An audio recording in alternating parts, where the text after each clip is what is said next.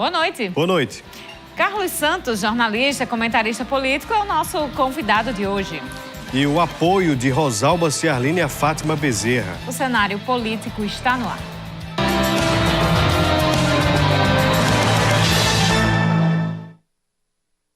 Participe do programa, você já sabe, hoje tem muita conversa.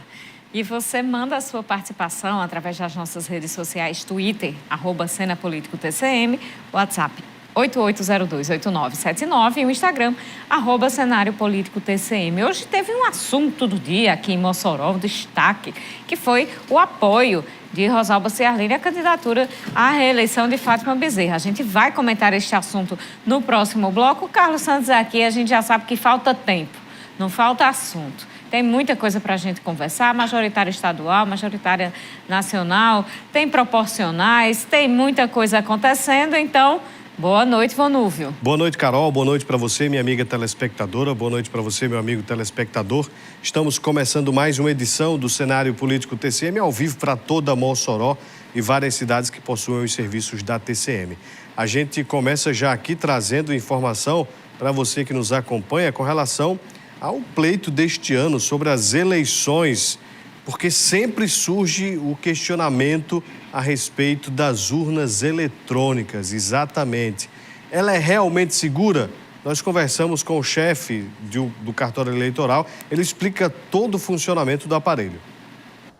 Supostas fraudes e teorias conspiratórias sempre surgem nesta época de eleições. A Justiça Eleitoral trabalha duro para garantir que no dia da votação tudo aconteça de forma segura, transparente e eficiente. Luiz Sérgio, chefe de cartório da 33ª Zona Eleitoral, garante que as urnas eletrônicas são 100% seguras. A urna detém várias camadas de segurança. Até o momento não houve qualquer tipo de fraude comprovada ao longo de 26 anos de atuação dessas urnas. Então elas já mostraram a que vieram. Pelo contrário, elas encerraram o período de fraude que existia antes da sua existência. Então, assim, são 26 anos de um trabalho consolidado.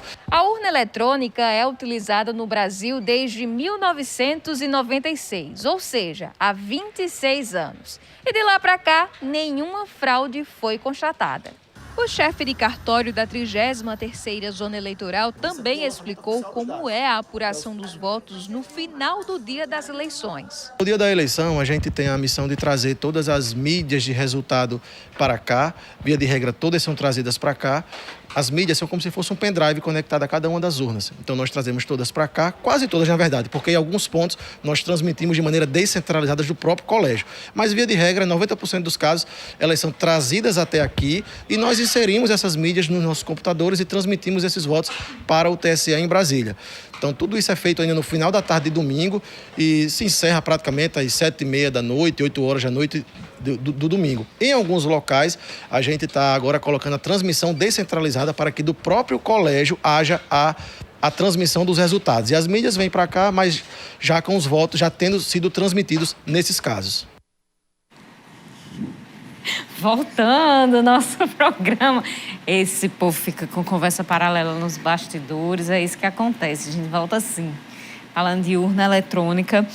Muito importante as informações sobre funcionamento de urna eletrônica, principalmente neste momento, nesse contexto que a gente vive, né, Vonúvio? Pois é, Carol, a gente percebe, através das nossas reportagens em período eleitoral, conversando com o Luiz Sérgio, com o Márcio, o pessoal do TRE, a gente traz aqui também sempre alguém responsável pela Justiça Eleitoral, pela Promotoria Eleitoral, e é sempre a mesma tônica, né, de confiança nesse processo eleitoral, no sistema do Tribunal Superior Eleitoral. Então, você que está aí nos acompanhando vai ver mais reportagens neste sentido, mostrando justamente a confiança que passa a urna eletrônica e a Justiça Eleitoral. Daniel de Almeida já está participando aqui, está dizendo que Carlos Santos devia participar logo no primeiro bloco, mas ele sempre participa logo no primeiro bloco, Daniel. Agora, a sua participação vou deixar para o segundo, certo? Espera aí, um pouquinho. Carlos Santos, boa noite, muito obrigada por ter mais uma vez vindo conversar com a gente. Agora, reta final da campanha eleitoral, nesse momento, o que é mais decisivo para os nomes que estão colocados à disputa? Boa noite, Carol. Boa noite, Vonúvio. Boa noite, telespectador, internauta. Eu não tenho seguidor. Quem tem seguidor é líder de seita. As pessoas que me acompanham no canal BCS, o blog Carlos Santos. Olha, nesse momento da disputa, tudo é importante, né? Tudo é relevante. E há uma corrente de pensamento, estudos científicos que apontam que o fechamento realmente da campanha é no dia da eleição. Há uma multidão que chega à sessão eleitoral sem ter candidato. Não estranho, portanto, que essas pesquisas aparecem. Por exemplo, essas mais recentes, 50 e tantos % de eleitores sem ter um candidato a estadual e a federal. Então isso é autismo, mas é normal.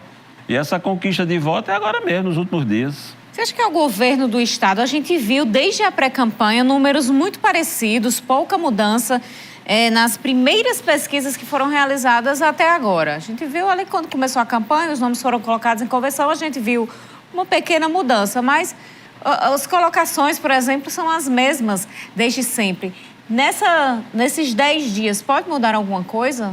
Olha, Carol, telespectador, internauta, Vonúvio, eu não creio. Eu acho que quando você vê as pesquisas, há uma disparidade, às vezes, de relativa a números, um pouco mais na frente, um pouquinho abaixo, A, B ou C, mas em termos de disputa estadual, nós caminhamos com uma coisa parecida até, que é um termo muito usado no futebol e em outros esportes, para um WO, uma vitória sem adversário.